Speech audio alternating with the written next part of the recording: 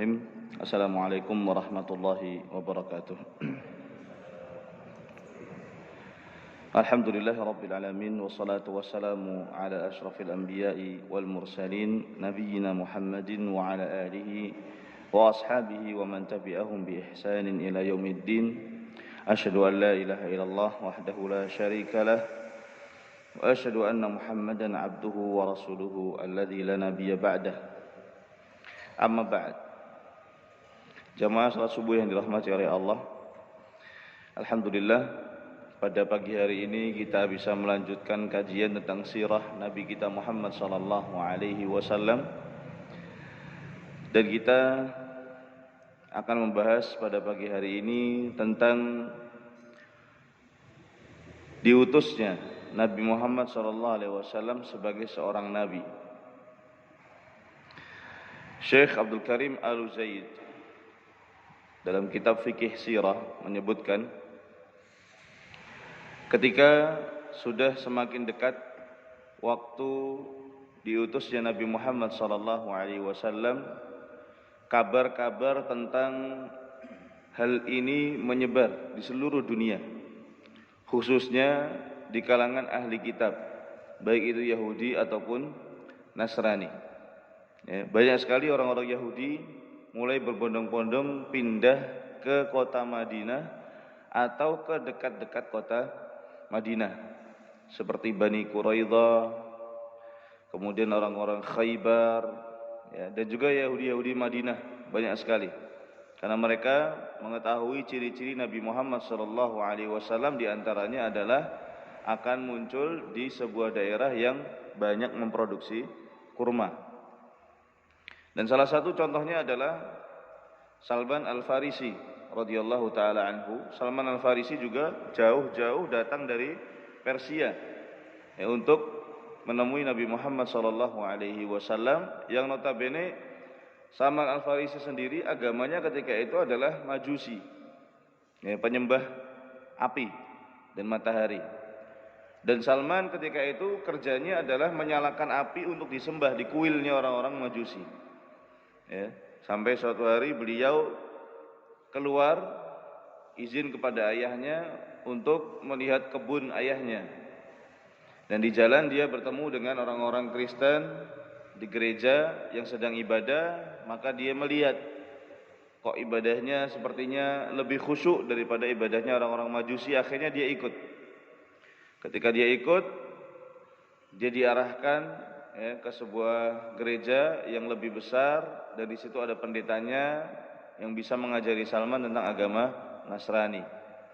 Ternyata pendeta yang ditemui oleh Salman Al-Farisi adalah pendeta yang jahat, di mana dia mengumpulkan uang jamaah gereja dan dia gunakan untuk kepentingan pribadi, dan dibongkar oleh Salman Al-Farisi. Setelah dibongkar oleh Salman Al-Farisi, digantikan dengan pendeta yang lain yang amanah. Kemudian setelah pendeta yang amanah ini meninggal, ya, Salman Al-Farisi bertanya, kepada siapa lagi saya harus belajar? Ditujukan kepada seorang pendeta yang dekat ke arah dengan Irak, kemudian ke Mosul. Mosul itu perbatasan antara Irak dan Syam, ya, di daerah Yordania. Kemudian disuruh ke Syam, di Palestina. Di situ dia gereja terakhir yang disinggahi oleh Salman Al-Farisi, dan pendetanya pendeta terakhir yang ada. Salman Al-Farisi bertanya, kepada siapa lagi saya harus belajar kalau Anda meninggal? Pendeta itu mengatakan, sudah tidak ada lagi orang-orang Kristen yang lurus seperti kami-kami ini.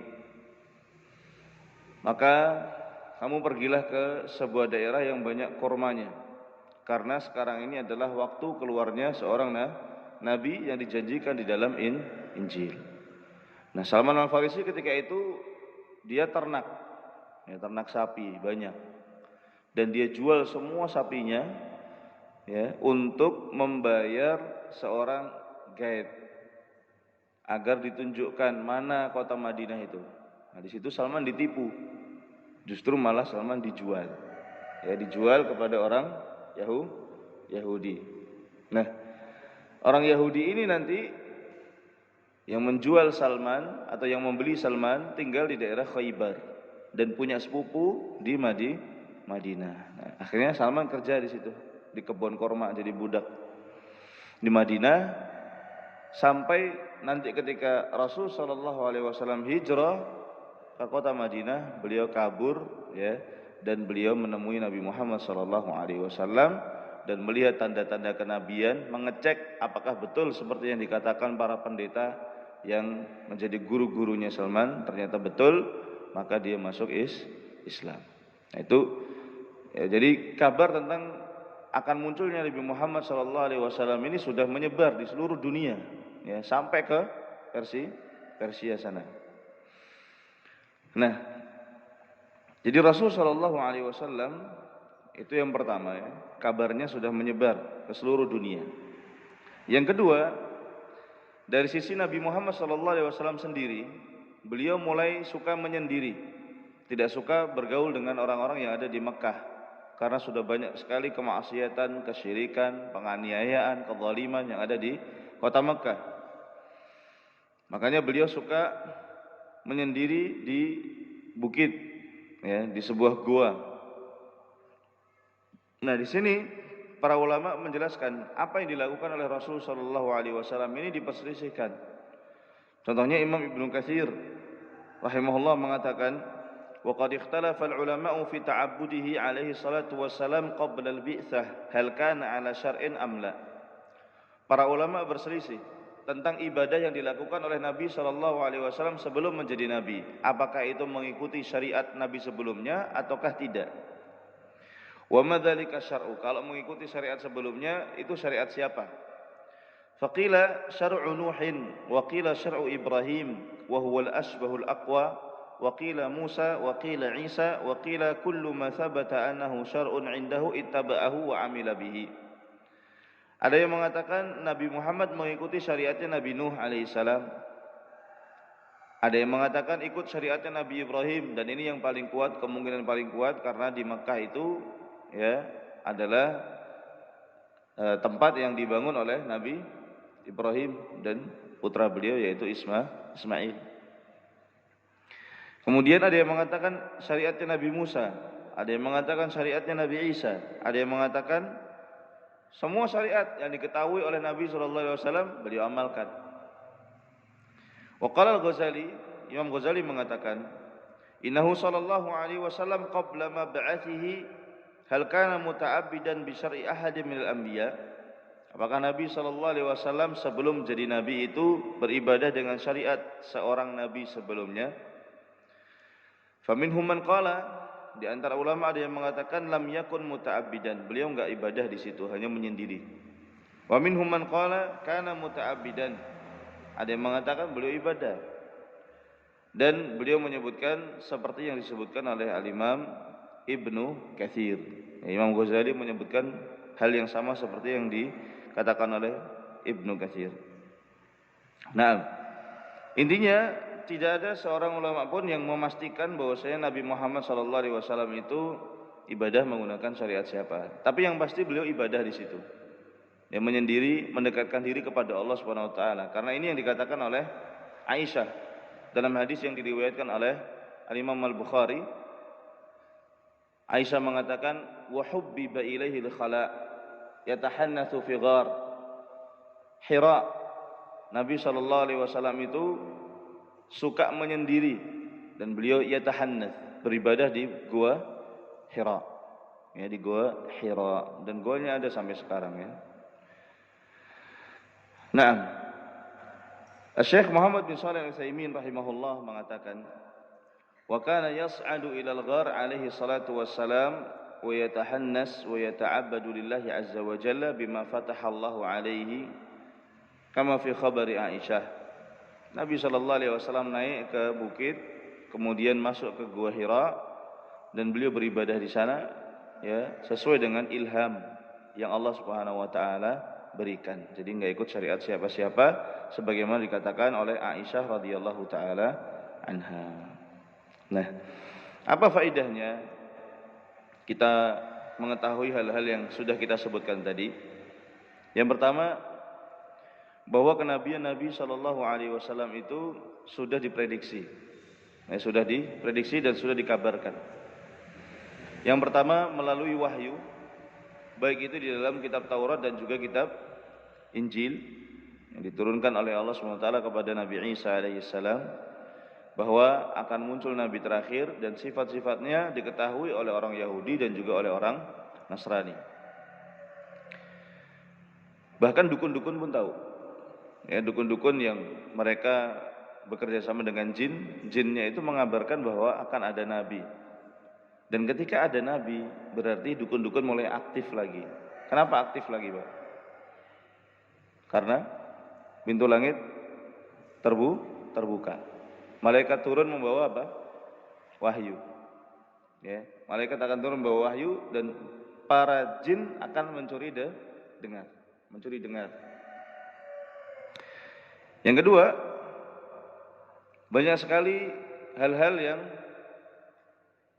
menjadi tanda-tanda keluarnya Nabi Shallallahu Alaihi Wasallam. Bahkan di kerajaan-kerajaan seperti Persia dan Romawi, mereka banyak melihat tanda-tanda akan keluarnya Nabi Muhammad Shallallahu Alaihi Wasallam. Ya, khususnya melalui para dukun-dukun yang mereka menceritakan tentang akan adanya wahyu dan malaikat yang turun ke bumi.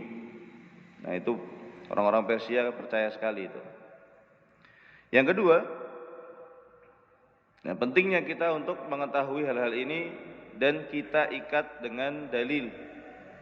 Nggak boleh kita mendapatkan cerita kemudian kita pahami secara liar, supaya tidak berkembang terlalu jauh ceritanya. Khususnya tentang ibadahnya Nabi Shallallahu Alaihi Wasallam.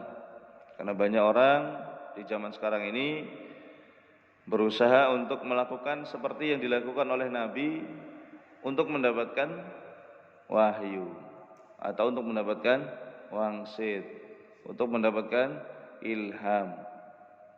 Ya.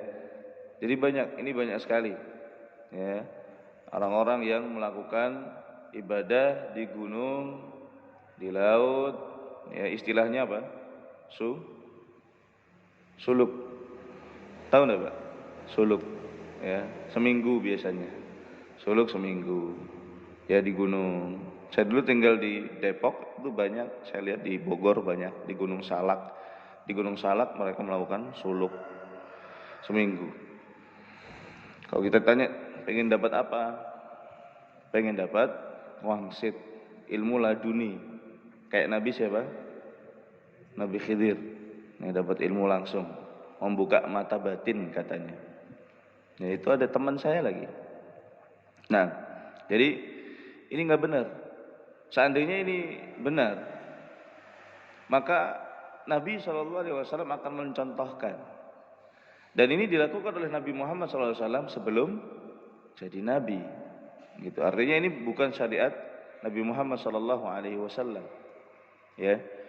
Dan setelah beliau menjadi Nabi, Rasulullah SAW meninggalkan ini. Beliau tidak lagi menyendiri di gua. Dan tidak ada seorang sahabat pun yang mimpi dapat wahyu. Saya pengen juga lah jadi nabi lah gitu. Abu Bakar naik ke gua Hira. Ya. Siapa tahu nanti Jibril datang. Umar naik ke gua Hira. Siapa tahu Jibril datang. Enggak ada seorang pun dari sahabat yang melakukan hal itu. Ya, justru dilakukan oleh orang-orang zaman sekarang.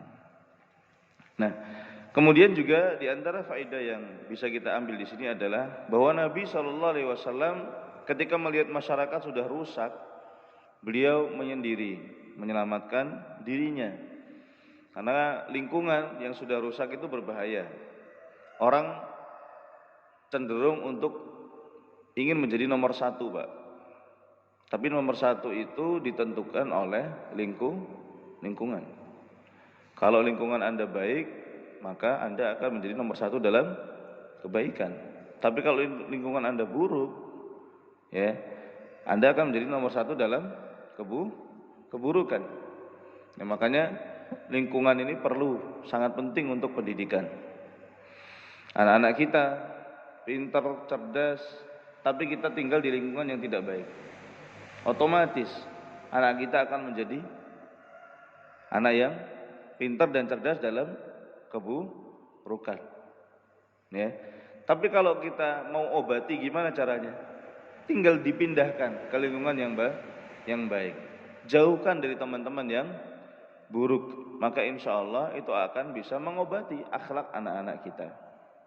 Ya. Sesimpel itu. Ada orang yang membunuh berapa? 100 orang. Apa yang diperintahkan oleh syariat? Disuruh hijrah, pergi dari daerah yang maksiat menuju ke tempat yang taat. Hijrah dia. Ketika dia mati di tengah jalan, diperebutkan oleh dua malaikat, malaikat azab dan malaikat rahmah. Jadi lingkungan sangat penting. Ya, jadi di sini Nabi Shallallahu Alaihi Wasallam beliau melakukan semedi di goa menyendiri, ya. Alasannya adalah karena beliau melihat banyak sekali kemaksiatan dan kerusakan yang dilakukan oleh orang-orang Quraisy. Ada yang wa'dul banat, sebagaimana disebutkan dalam surah At-Takwir, wa idzal mau'udatu su'ilat, dan ketika anak-anak bayi perempuan yang dikubur hidup-hidup nanti akan ditanya oleh Allah SWT, bi ayyi dzambin qutilat, karena dosa apa dia dibunuh. Itu orang Quraisy parah sekali. Mereka enggak suka punya anak perempuan. Perempuan itu bagi mereka aib. Ya, makanya dikubur hidup. Kemudian mereka melakukan riba, dan ribanya luar biasa. Ya, adha'afan mudha'afah, berlipat-lipat. Kalau kita utang, kemudian jatuh tempo nggak bisa bayar, maka utangnya bertambah. Ya, bertambah sampai orang nggak bisa membayar utangnya. Bahkan Abbas pamannya Nabi SAW juga melakukan riba. Dan ketika Rasul SAW menjadi Nabi, semua riba jahiliyah dihapuskan oleh Nabi SAW. Dan riba pertama yang dihapus adalah ribanya Abbas. Karena Abbas adalah keluarganya Nabi, maka harus pertama kali dibereskan urusannya keluarga Nabi SAW. Kemudian orang-orang Quraisy juga mengharamkan beberapa makanan bagi beberapa golongan. Daging itu hanya boleh dinikmati oleh orang-orang laki-laki saja, dewasa. Tidak semua orang boleh menikmati daging. Ya, hanya orang yang bisa perang yang boleh menikmati daging. Perempuan nggak boleh, anak kecil nggak boleh. Ya, jadi mereka mengharamkan semaunya, menghalalkan semaunya. Makanya yang seperti ini ditinggalkan oleh Nabi SAW. Mereka telanjang, kalau haji dan umrah telanjang. Ya, banyak sekali kerusakan yang dilakukan oleh orang-orang Quraisy ketika itu. Makanya disebut dengan zaman jahiliyah. Jahiliyah bukan karena mereka bodoh, tapi karena mereka menyimpang dari syariatnya Nabi Ibrahim alaihissalam. Nah, kemudian jamaah yang dirahmati oleh Allah, setelah Nabi SAW sering menyendiri di Gua Hira, nah, saat itulah turun malaikat Jibril alaihissalam. Aisyah radhiyallahu taala anha menceritakan, awwalu ma budi'a bihi Rasulullah sallallahu alaihi wasallam minal wahyi ar-ru'ya as-salihah fid naum. Pertama kali wahyu mendatangi Nabi sallallahu alaihi wasallam adalah berupa mimpi yang baik ketika beliau tidur. Jadi mimpinya para nabi adalah wahyu. Tapi mimpi selain nabi bukan wahyu. Ya, mimpi selain nabi bukan wahyu. Kalau orang mimpi bilang saya dapat wahyu, kapan saya mimpi? Ya, semua orang bisa mengklaim seperti itu, Pak. Ya. Dan kalau antum menemukan orang yang mengatakan seperti ini, ya saya mengamalkan ini. Dalilnya apa? Mimpi. Mimpinya siapa? Mimpinya syekh. Mimpinya wali. Ya. Terus kita bagaimana caranya ngecek syekh itu enggak bohong? Syekh itu enggak dusta. Enggak bisa. Bahkan semua orang akan mengatakan seperti itu nanti. Ya. Semua orang bilang, saya mimpi juga kalau gitu. Nah, terus mimpi siapa yang lebih kuat sekarang? Dia bilang, saya mengamalkan amalan ini, zikir 1000 kali. Dan 3000 kali ini kalau dilakukan selama 40 hari berturut-turut bisa membuat Anda kaya. Yang padepokan satunya bilang, oh kalau guru saya nggak begitu. Di guru saya sekarang udah diringkas zikirnya 100 kali aja dan nggak perlu 40 hari, cukup seminggu udah bikin kaya. Kamu dapat dari mana? Ya guru saya mimpi juga. Ya mimpi-mimpi aja terus. Ya. Akhirnya adu mimpi. Nah, kalau sudah adu mimpi gini, mimpi siapa yang paling kita percaya? Hah? Adakah standar mimpi yang benar? Kan nggak tahu gitu, Pak. Nah, jadi yang mimpi yang berupa wahyu adalah mimpinya Nabi SAW. Nabi Ibrahim mimpi diperintahkan untuk menyembelih anaknya. Dia lakukan karena tahu mimpinya Nabi adalah wahyu. Nabi Muhammad SAW mimpi dan dikatakan oleh Aisyah, mimpi Nabi Muhammad juga wahyu. Fakana la yara ru'ya illa ja'at mithla falaqis subhi. Setiap kali beliau melihat mimpi tersebut, ya, mimpi tersebut seakan-akan datang seperti fajar, ya, cahaya subuh. Thumma hubbiba ilaihil khala. Kemudian beliau dijadikan oleh Allah SWT suka menyendiri. Wa kana yakhlu bi ghari Hira, dan beliau menyendiri di gua Hira. Fayatahannatsu fihi, maka beliau beribadah di dalam gua tersebut. Wa huwa ta'abbudul layali dzawatil adad. Beliau beribadah di situ beberapa malam, nginep di gua Hira. Kalau bekalnya habis, pulang ke rumah Khadijah. Qabla an yanzi'a ala ahlihi wa yatazawwada lidzalik. Beberapa malam sebelum akhirnya kalau bekalnya habis, beliau pulang dan minta bekal kepada keluarganya. Tsumma yarji'u ila Khadijah. Kemudian beliau pulang ke rumahnya Khadijah dan beliau mengambil bekal yang semisalnya dan pergi lagi ke gua. Hatta ja'ahul haqqu wa huwa fi ghari Hira. Sampai datang kebenaran. Ketika itu beliau berada di gua Hira, faja'ahul malaku. Maka datanglah malaikat Jibril. Faqala iqra. Malaikat Jibril berkata, iqra, bacalah. Qala ma ana biqari. Nabi SAW menjawab, saya tidak bisa baca. Ini disebut dengan istilah apa? Ummi. Jadi beliau SAW tidak bisa baca. Dan tidak bisa membaca ini merupakan keistimewaan bagi Nabi SAW, tapi tidak untuk kita. Bukan berarti ketika Nabi kita SAW itu tidak bisa baca, kemudian umat Islam, ya udahlah, Nabi kita aja nggak bisa baca, kita harus menjadikan Nabi SAW sebagai teladan. Kita nggak usah baca. Nggak benar. Ya. Justru Nabi SAW perintah pertamanya apa? Bacalah, yaitu yang kita ambil baca. Ya, cuma Nabi SAW dijadikan oleh Allah SWT nggak bisa baca karena ada tujuan tertentu, supaya tidak dituduh plagiat, meniru kitab lain, meniru agama lain. Bahkan ada yang menuduh Nabi SAW meniru orang-orang Yunani. Ya. Nah, seandainya bisa baca ya pasti akan ditiru persis. Tapi Nabi SAW tidak. Beliau pilih yang benar, yang salah dibuang. Nah, Nabi SAW menjawab, ma'ana biqari, saya tidak bisa baca. Fa'akhadani faghattani hatta balagha minnil jahda. Kemudian malaikat itu mengambil saya dan mendekap saya, hatta balagha minnil jahda, sampai saya betul-betul kesusahan, tidak bisa nafas.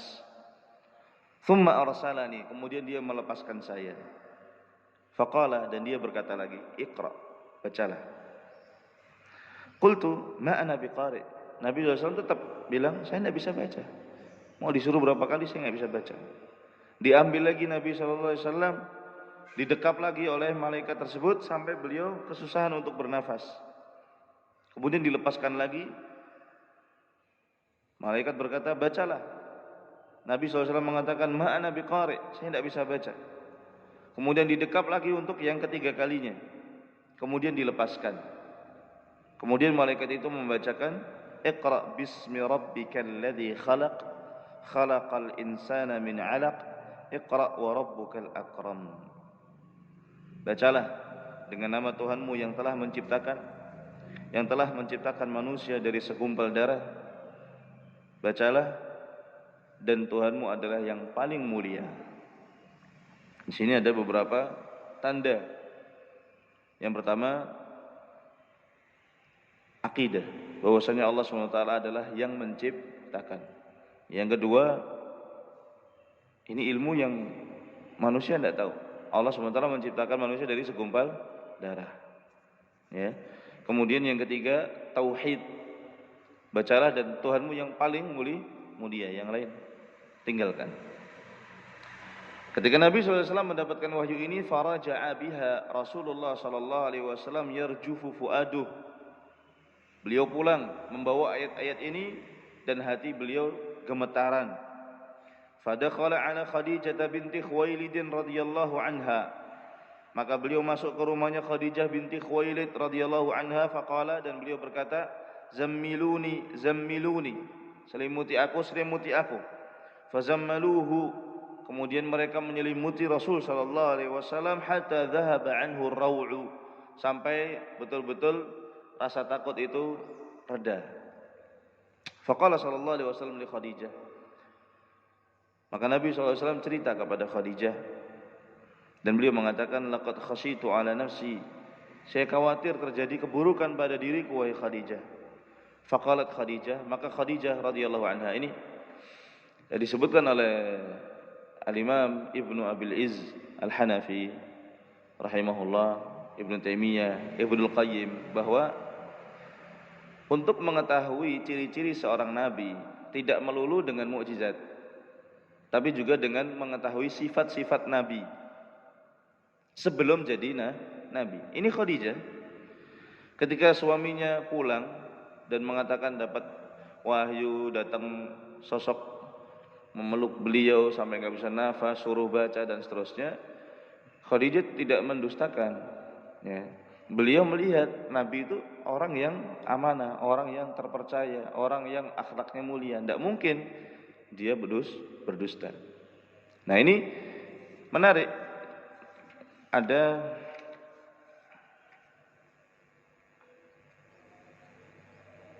Nah ini Al-Qadhi Iyad bin Musa Al-Yahsubi. Al-Qadhi Iyad bin Musa ini adalah yang mensyarah kitab Sahih Muslim sebelum Imam Nawawi. Ya. Nah, beliau membantah orang-orang yang mengatakan bahwasanya Nabi Shallallahu Alaihi Wasallam itu sebelum jadi Nabi ya sama kayak orang-orang Quraisy yang nyembah berhala juga, ya juga melakukan apa yang dilakukan oleh orang Quraisy.